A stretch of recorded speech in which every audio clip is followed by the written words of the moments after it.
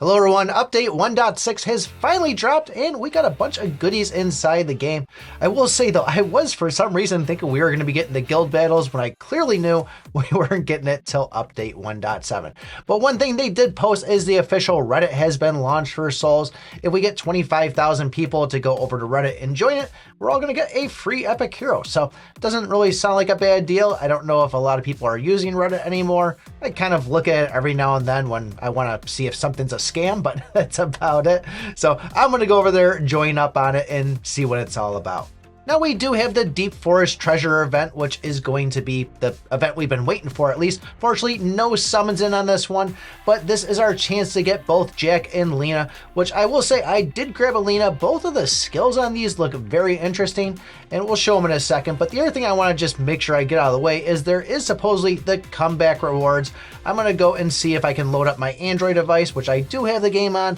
I haven't logged in a while, so we'll have to see if it actually pops up with that comeback award. I really am curious to kind of see what it is.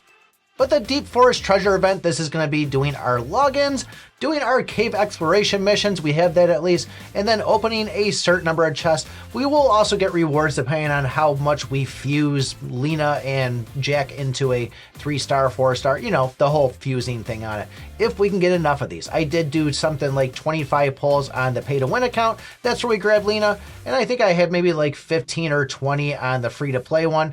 Didn't even see any of those goods at all. Got a lot of apples, not going to complain about that. But I did try Lena several times on the pay to win one. I am a little bit stronger than I need to be for going and throwing a 5-star hero in. But at any rate, we got to at least see the skills, and it does look pretty solid with this whole sleep ability on it. But I really like the fact she's going to be attacking all the enemies, and putting them to sleep was pretty easy, it felt like. I mean, I was getting a bunch. Obviously, there wasn't really some crowd control resistance out there, so that made it a lot better. And I did try to go and get the normal attack after they're asleep, but Telfer was freaking hit me with that bleed. At first, I forgot to throw equipment on, so it was a little bit of a struggle. But popping an Almond next to him, that was enough to hopefully get that normal attack out to see what could happen. But I will say I really do like the engraving on this one of when a hero is asleep, at the end of the round removing energy from him. That seems like a nice little perk to have. But we'll go over more on her once we get her maybe at like 8 stars or so on. You could go and look at the stats in the guide section yourself, see what she's all about. Jack, on the other hand, I haven't led this one, but looks like we're going to be giving tetanus to people, and we'll be attacking heroes that are the closest in the back row. So think how Galan attacks with his whirlwind, kind of the same thing. This is a nice way to kind of pinpoint who you want to attack in the back. I could just imagine Jack with Adora and Milia or Fleta out there. Could definitely drop one of those squishies in the back. And I thought the active was kind of interesting on this. When you kill an enemy that has this tetanus, it's going to spread to the other heroes and do, I think it was like 80% damage of, you know, what it is there. But still, it sounds pretty interesting. Really gonna have to kind of work it out and see how well this plays out. But the engraving skill on this definitely is one that I'm curious to see. And that's allies have a 30% chance to assist when attacking. So I don't know if this is gonna be like every individual hero, which I imagine would have its 30%. I couldn't imagine all 4 other heroes attacking at once, but I imagine we could get a couple of them and just kind of like a counter it might look like on the screen. It seems like this could be pretty decent of an engraving. But we also had the hero balances too. We talked about Fleta.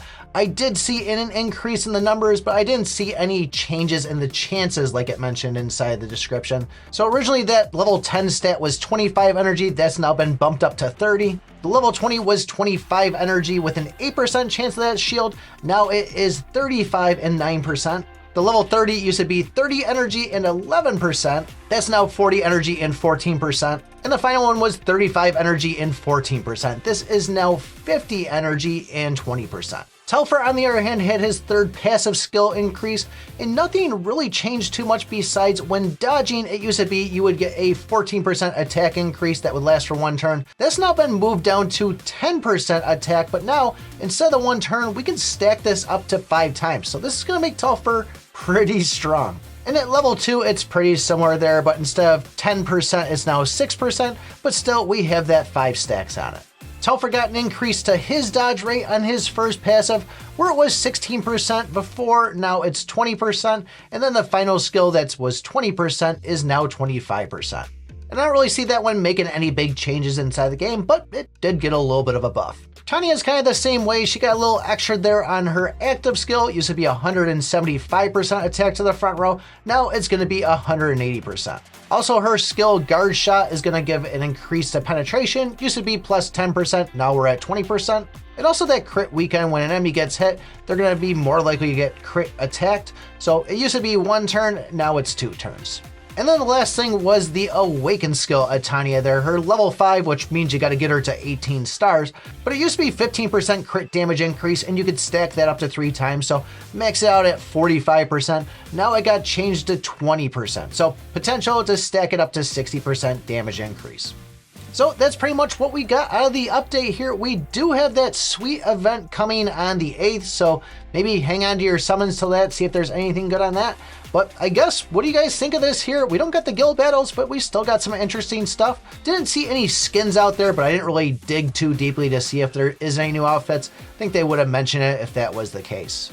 But there is a new game coming out on the 27th, which is AFK Journey, and it's pretty similar to Souls, a little bit of extra things inside there. I'm going to be playing both of them, but if you guys want to get more familiar with it, take a look at this video right here. Thanks for watching, and remember, I pick my butt.